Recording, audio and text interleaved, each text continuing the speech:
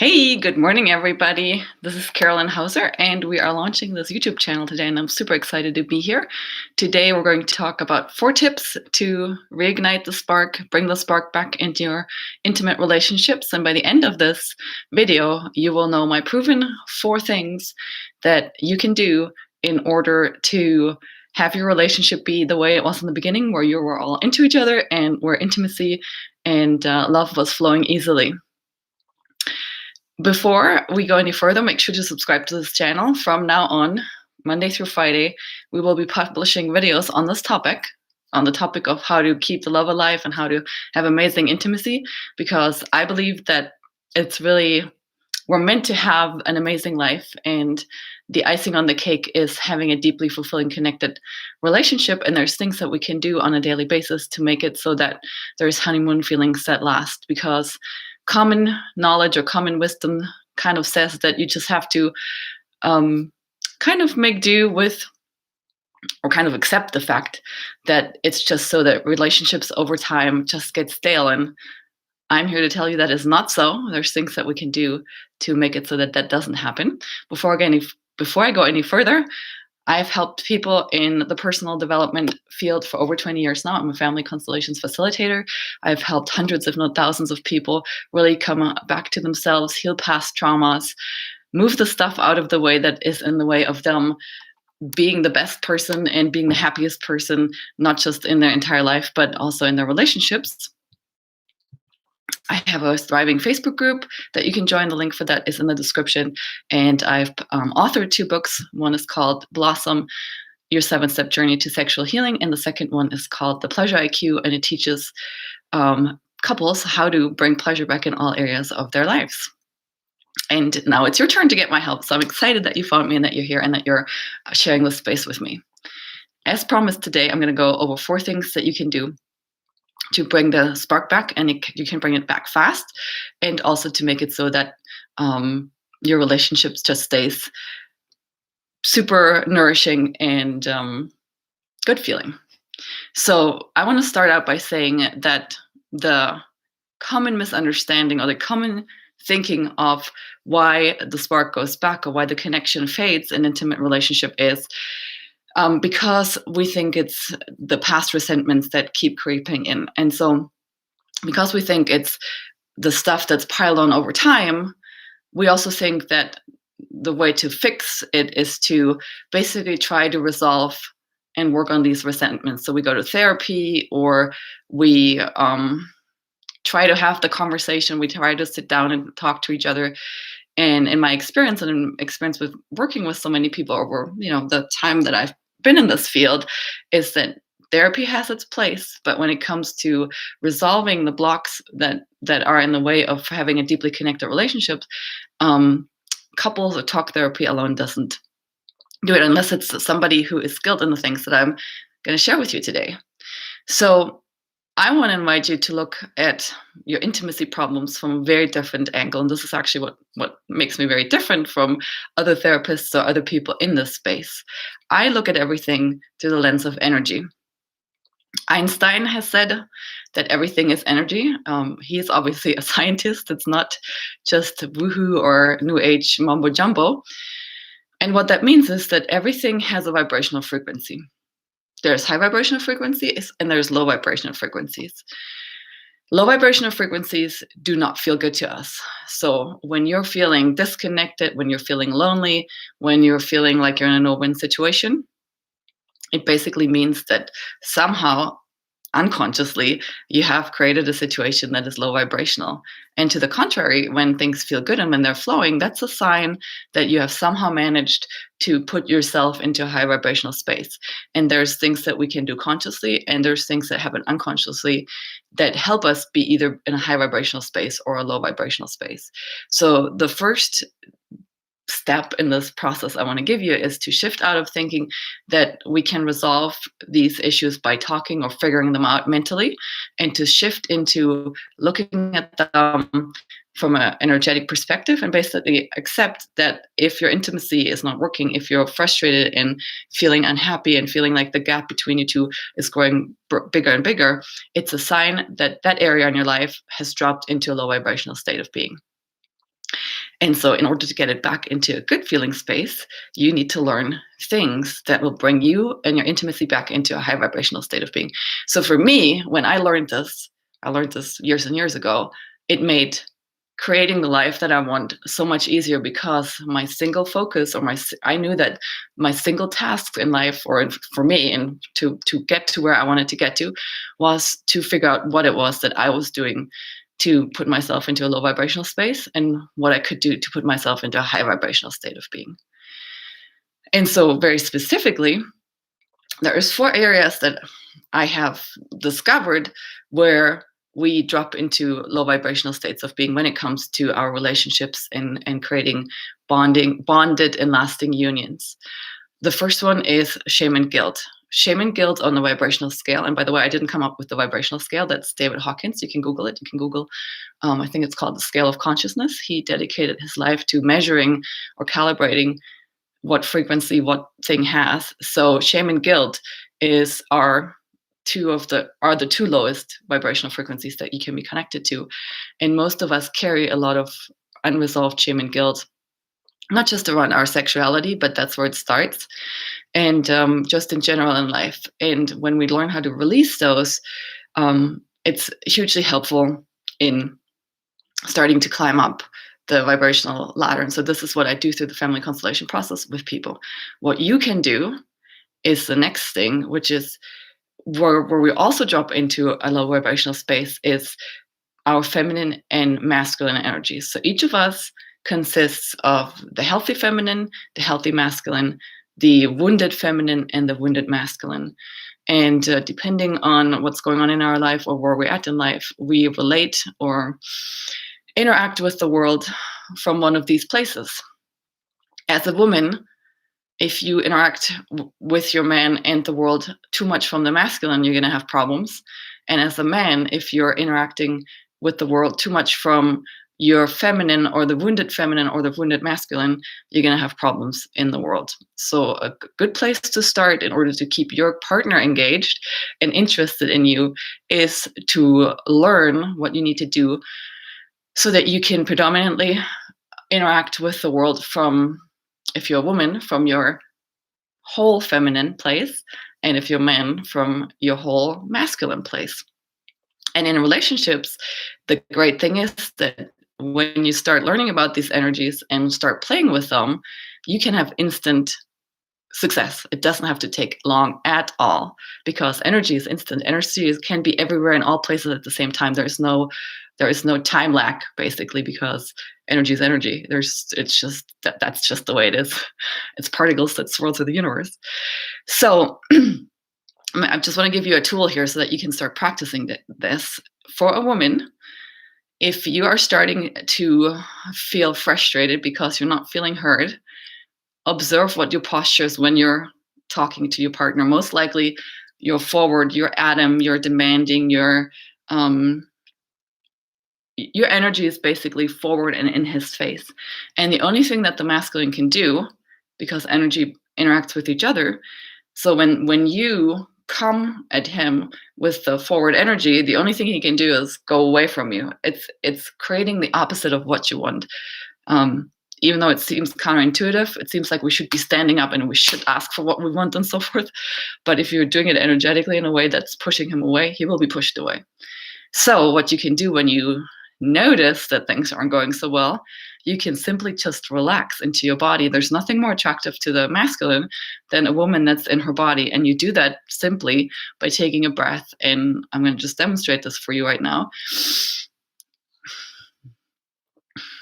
I'm feeling the pillow on the chair that I'm sitting on. And when I do that, it brings me immediately into my body. So instead of having my energy outside of myself and being kind of like thrown at the other person, I pull it back, I pull it into myself.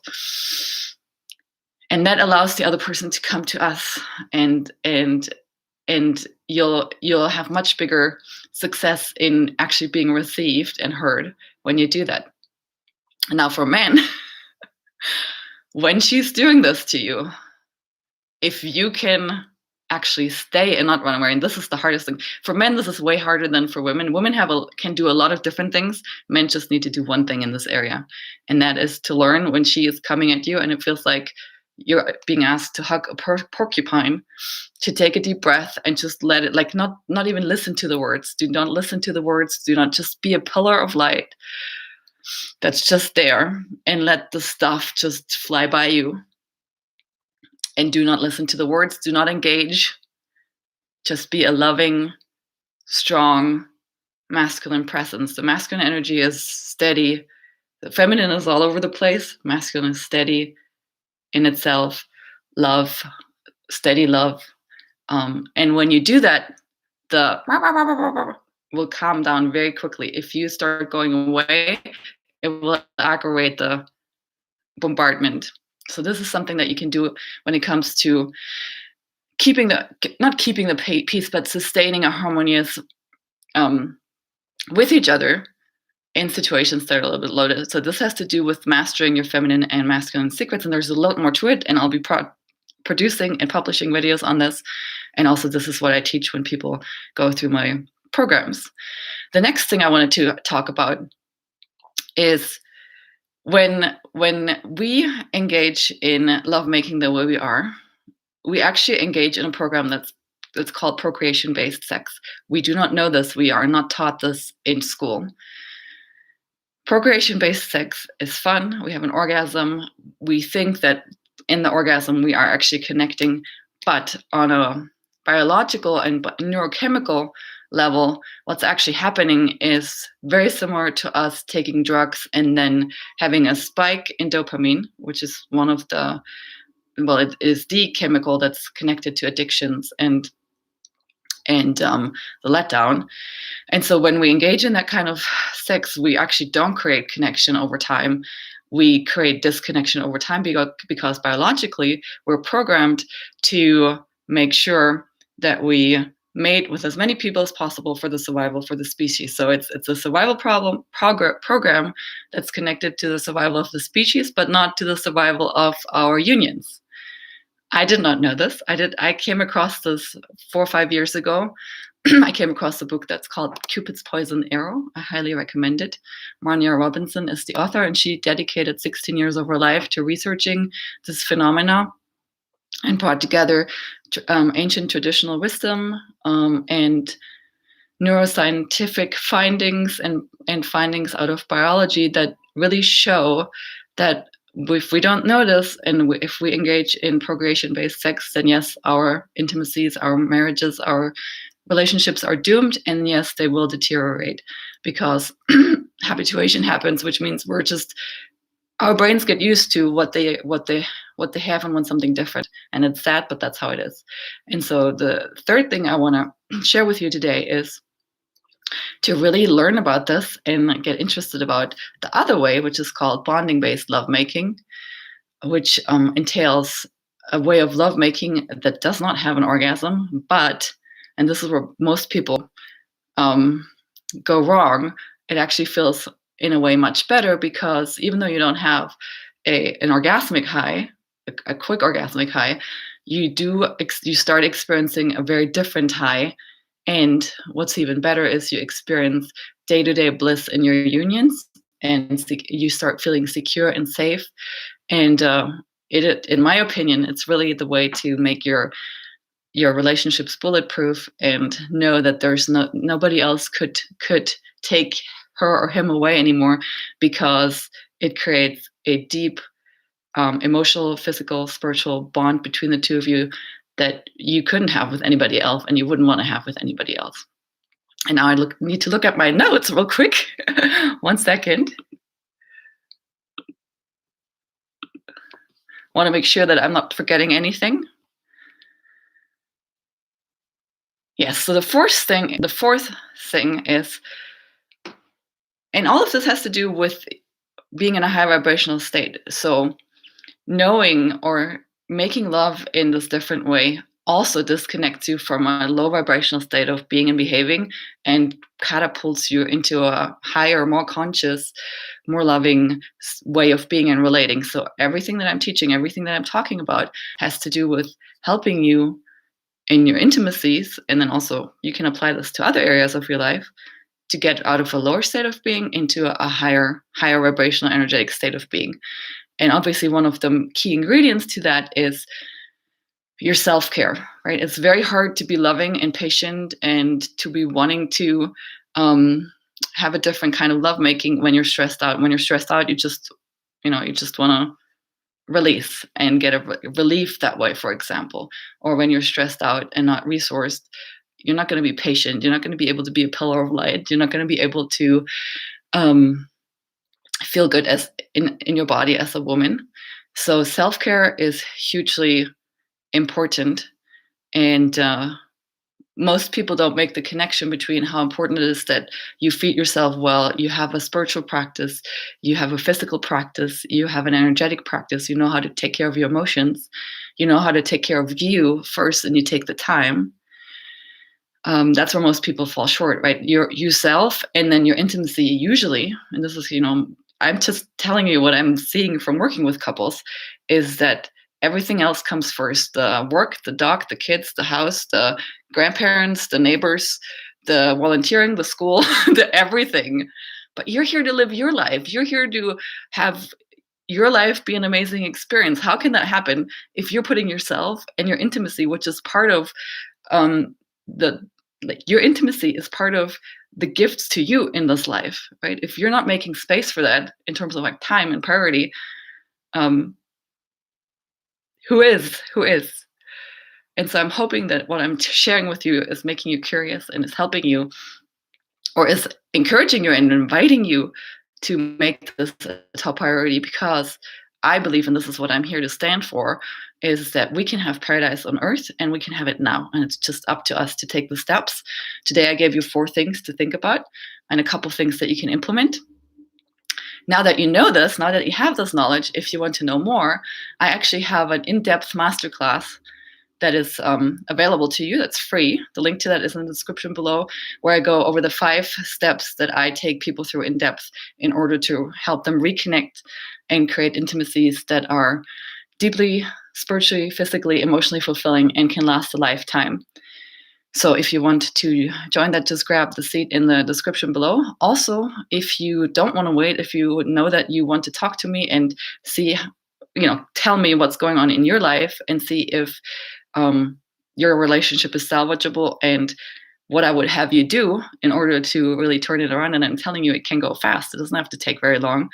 There's also a link to my calendar in the description where you can book a session with me. Those sessions are free as well. During those sessions, we look at your situation, and I'll tell you if I think that it's salvageable or not. And if it is, I'll give you an exact plan on what it takes for you to bring a spark back and reignite your relationship. And like I said, that link is in the description below. So I hope this was helpful. I'm super excited that this channel is live now. As I mentioned also, hit the subscribe button, like this video, share it with your friends. I'm going to be posting new videos on topics like how to bring your libido back, how to make him fall back in love with you, how to take care of your energy, feminine energy secrets, things for men as well too, and most importantly, how you can create amazing, blissful relationship and marriages that last. And so with that, I'm going to sign off for today. Thanks for joining me, and all my love to you. Have a good rest of the day. Bye bye.